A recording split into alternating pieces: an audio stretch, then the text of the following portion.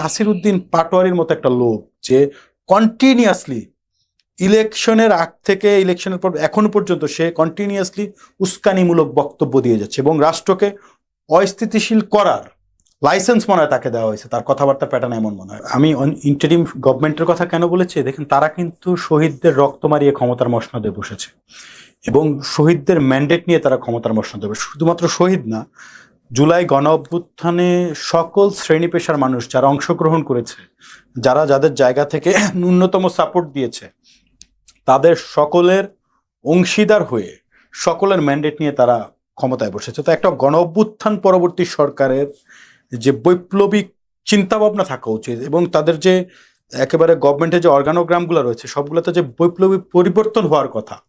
বিশেষ করে আমরা যে বৈষম্যের বিরুদ্ধে লড়াইটা করেছি, যে বৈষম্যহীন সমাজ ব্যবস্থা বিনির্মাণ করার জন্য যে সংস্কার কাজগুলো দরকার ছিল, অন্তর্বর্তীকালীন সরকারের কাছে আমরা সেগুলো পাইনি এবং আমরা ভেবেছিলাম যে তারা তড়িৎ গতির সংস্কার কাজ করবেন, তেমনটা আমাদের প্রত্যাশা ছিল। কিন্তু আমরা দেখলাম যে তারা তড়িৎ গতির বিপরীতে গিয়ে কচ্ছপের গতিতে এগিয়েছিল তারা, যার ফলে আমি সেটা বলেছি যে তারা গণ অভ্যুত্থানের সরকার হয়েও গণ অভ্যুত্থানের স্পিরিটটিকে তারা ধারণ করতে পারেন এবং ধারণ দুই একজন করলেও তারা এই যে জনগণের যে আকাঙ্ক্ষা ছিল, যেই আমাদের যেই প্রত্যাশা ছিল সেটি তারা বাস্তবায়ন করতে পারেনি। একই প্রক্রিয়ায় তারপরেও এই সরকার যেটা করেছে যে বরং এই যে সংস্কার কাজগুলো তারা করতে পারেনি, কিংবা যে আমাদের যে রাষ্ট্র কাঠামো যেটির গুণগত মান পরিবর্তনের কথা আমরা বলেছিলাম সেটি তারা পারেনি।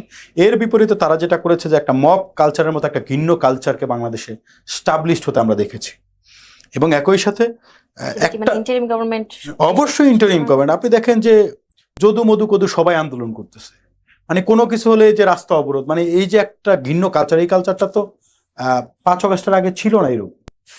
সো 5 আগস্টের পরে এইভাবে যে ট্যাকেল দিতে না পারা, কারণ একটা গণ অভ্যুত্থানের সরকারের তো যেই সক্ষমতা সেটা যে কোনো সরকারের চেয়ে বেশি হওয়ার কথা, কারণ সরাসরি জনগণ তাদেরকে বসিয়েছে এবং তাদের কোনো ভোট বা কিছু দরকার নেই, একটা প্রেক্ষাপট পরবর্তী সময় তারা এসেছে।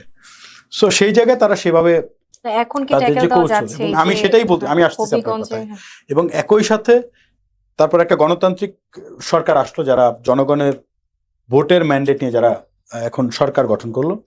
আজকের দিনে এসে যদি এই সরকারের মেয়াদ মাত্র 6 মাসের কাছাকাছি হলো, তো 6 মাসে আমরা যে বর্তমান সরকারের যে প্রধানমন্ত্রী তার যে জেস্টার পোস্টার সেটাকে আমার খুব পজিটিভ মনে হয় এবং তার যে প্যাটার্ন, যদিও সেটিকে অনেকে পপুলিস্ট বলছে কিংবা পপুলিজম একটা কালচার দেখা যাচ্ছে, যে সস্তা জনপ্রিয়তা যেটাকে বলে, তেমন কিছু ইঙ্গিত আমরা দেখতে পাচ্ছি যে প্রধানমন্ত্রী যে স্টুডেন্টদের কাছে ছুটে যাচ্ছে, নানান জায়গায় সিম্পল চলাফেরা, যদি এটি ফার্স্ট ওয়ার্ল্ড কান্ট্রির বিভিন্ন দেশে এটা খুব কমন একটা কালচার এবং খুব নর্মাল এই বিষয়টা। আমাদের এখানে এই প্র্যাকটিসটা নাই বলে আমরা একটু অবাক হচ্ছি, আমাদের কাছে মনে হচ্ছে যে সামথিং স্পেশাল। এই নর্মালি এটাই হওয়া উচিত অ্যাকচুয়ালি। তো এই প্রধানমন্ত্রীর জেস্টার পোস্টারের সাথে এবং তার যে চিন্তা চেতনা, ইতিবাচক যেই ধারা, সেটি যদি তার অর্গানোগ্রামের যারা মন্ত্রী পরিষদে রয়েছেন অন্য সকলের এটাকে ফলো করা উচিত এবং একই সাথে আইন শৃঙ্খলা বাহিনীরও নিজেদের মাইন্ডসেটে পরিবর্তন আনা দরকার। আমলারা যারা রয়েছেন তাদেরকেও আসলে পরিবর্তন, তাহলেই আসলে আমরা যেই কাঙ্ক্ষিত বাংলাদেশের কথা বলি সেটি আসলে সম্ভব। এবং এখন যে ঘটনাগুলো ঘটছে, আপনি যে এই কথাটা বললেন যে হবিগঞ্জে একজনের চোখ উপড়ে ফেলা হয়েছে, এটা অত্যন্ত নিন্দনীয় এবং একই সাথে খুবই দুঃখজনক যে এখন একটি স্থিতিশীল সরকার বা রাষ্ট্রের স্থিতিশীল পর্যায়ে এসে কেউ একজন চোখ হারাবে, কিন্তু এই যে একজন চোখ হারালো সেটা তো কোনো না কোনো ঘটনার পরিপ্রেক্ষিতে এটা কি হয়েছে, সেটি হয়েছে কিভাবে, যেমন নাসির উদ্দিন পাটোয়ারির মতো একটা লোক যে কন্টিনিউয়াসলি ইলেকশনের আগ থেকে ইলেকশনের পর এখনো পর্যন্ত সে কন্টিনিউয়াসলি উস্কানিমূলক বক্তব্য দিয়ে যাচ্ছে এবং রাষ্ট্রকে অস্থিতিশীল করার লাইসেন্স মনে হয় তাকে দেওয়া হয়েছে। তার কথাবার্তার প্যাটার্ন এমন মনে হয়। এবং রাজনীতির যে ন্যূনতম শিষ্টাচার যেটি থাকা উচিত বিশেষ করে সিনিয়রদের প্রতি কিংবা অপরাপর রাজনৈতিক সংগঠনগুলোর প্রতি, সেটি ন্যূনতম ছিটে ফোটো আমরা তার কথাবার্তায় দেখি না এবং তার এই উস্কানিমূলক বক্তব্যের কারণেই কিন্তু সেদিন এই ঘটনাটা ঘটছে। যদিও সেটার সাথে যারা জড়িত সেটি কোনোভাবেই কাম্য না এবং যারা জড়িত তাদেরকে দ্রুত গ্রেফতার করে এই সরকারের ব্যবস্থা গ্রহণ করা উচিত, এমনকি যদি তারা তার দলেরও হয়ে থাকে। সেটি হচ্ছে আমাদের জায়গা থেকে প্রত্যাশা।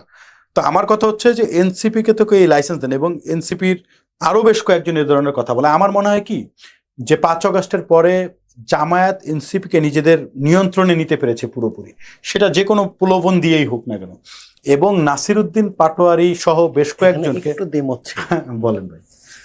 যেটা হচ্ছে যে জামাত এনসিপি কে নিয়ন্ত্রণে নিছে, তো দেখেন এনসিপির প্রেক্ষাপট, সে এখন আগুন নিয়ে খেলতেছে। অথচ দেখেন এই যে যেটা হবিগঞ্জে হয়েছে, যে গতকালকে মায়ের খাইছে তারা, এর আগে একাধিকবার তাদের গাড়ি বহরে হামলা করছে, যে বা যারাই করুক। তো আজকে তো এই জুলাই পরবর্তী যে মূল শক্তি কারা? তরুণরাই তো ছিল। আমি এনসিপির একক কর্তৃত্ব দিব না, এখানে ছাত্র শিবির ছিল, এখানে ছাত্র দল ছিল, গণ অধিকারের ছেলেরা ছিল, সাধারণ ছেলে মেয়েরা, প্রাইভেট বিশ্ববিদ্যালয়, এবং সবচেয়ে বেশি দেখবেন যে মাদ্রাসা স্টুডেন্টরা অনেক মারা গেছে। এখন এটার জন্য যদি আলাদা কেউ ডকুমেন্ট চাই, সেটা আমি দিতে পারবো। আমার তারুমিলা টঙ্গী শাখায় এক মাদ্রাসায় 5 জন মারা গেছে, ওইটা স্বীকৃতি কেউ দিয়েছে আজ পর্যন্ত? না, এটাই তো সমস্যা। যাত্রাবাড়ি যে হচ্ছে পুরো আন্দোলনের যে দুর্গ ঘরে ওঠা হয়েছে, এখানে বড় মাদ্রাসা, বড় একটা হাফিজি মাদ্রাসা আছে, এই মাদ্রাসার ছেলে পেলেরা আসছে। এই মাদ্রাসার ছাত্ররা এই দেশের সমাজে দেখবেন যে এই দেশের প্রয়োজনে সবসময় এরা জীবন দিয়ে যাচ্ছে, কিন্তু পরবর্তীতে এরা সবচেয়ে বেশি রাষ্ট্রে অবহেলিত। না, সেই প্রসঙ্গটাতেই আসতেছে যে এখন যে জামাতের ব্যাপারটা আপনি যেটা বলেন যে তাদেরকে নিয়ে নিল, জামাত কখনো তাদেরকে নেয় নাই, কারণ তারা একবার বিএনপিতে যাবে, একবার জামাতে যাবে, এবং তারা দেখেন হয় তাদেরকে নিচে নেলে তারা তাদের কোলে গিয়ে উঠছে, দুইটার একটা তো হবে, সেটা বলতে পারেন, কিন্তু তারা নেয় নাই, কোলে গিয়ে উঠছে, এটা আমি অস্বীকার করব না। কারণ নির্বাচনের আগে তাদেরকে আমরা দেখছি জামাতকেও কথা বলছে, বিএনপিও কথা, সেটা একটা রাজনৈতিক দল হিসেবে, রাজনৈতিক কৌশলের অংশ হিসেবে তারা করেছে। আমার কথা হচ্ছে এটা একক শক্তি থাকে, আমার কথা আজকে তাদের রাষ্ট্র ক্ষমতায় আসার থাকার কথা ছিল। এই মুহূর্তে বাংলাদেশের রাষ্ট্র ক্ষমতায় থাকবে হচ্ছে তরুণ সমাজ, বিপ্লবের পরে যারা আসছে, যেটা নেপাল হয়েছে, আমরা কেন পারলাম না? এর কতিপয় কিছু আমাদের আছে ছোট ভাই বেড়াদার, এরা অর্থের কাছে না হয় নারীর কাছে কোনো না কোনো ভাবে তারা বিক্রি হয়ে গেছে, বিদায় আজকে তারা একবার যায় বিএনপির কাছে, একবার যায় জামাতের কাছে। কেন এটা কেন করবে? জামাত তাদের কাছে যাবে, বিএনপি তাদের কাছে যাবে, তারা বড় একটা শক্তি হয়ে উঠতে পারতো, এটা পারে নাই কেন? এরা তো শুরু থেকে আন্দোলনের পর একটা ব্যারিকেড দিয়ে গেল যে 35 এজের কেউ আমাদের রাজনীতিতে আসতে পারবে না। কেন আসতে পারবে না ভাই? আন্দোলনের সময় তো আমরা দেখছি 40 এজ, 50 এজ, 60 এজ পর্যন্ত বয়স্ক, এই যে আপনার রাওয়া ক্লাবে যে যারা নামছে, কর্নেল হাসিনরা, কর্নেল ফেরদৌস আজিজরা, এদের বয়স কত ভাই? এরা তো রিটায়ারমেন্টে চলে গেছে। তো এদেরও তো আন্দোলনে একটা কন্ট্রিবিউট ছিল, না হলে আমরা কখনোই পারতাম না। তো এদেরকে আমি মাইনাস করে কিভাবে নতুন রাজনৈতিক বন্দোবস্ত করব?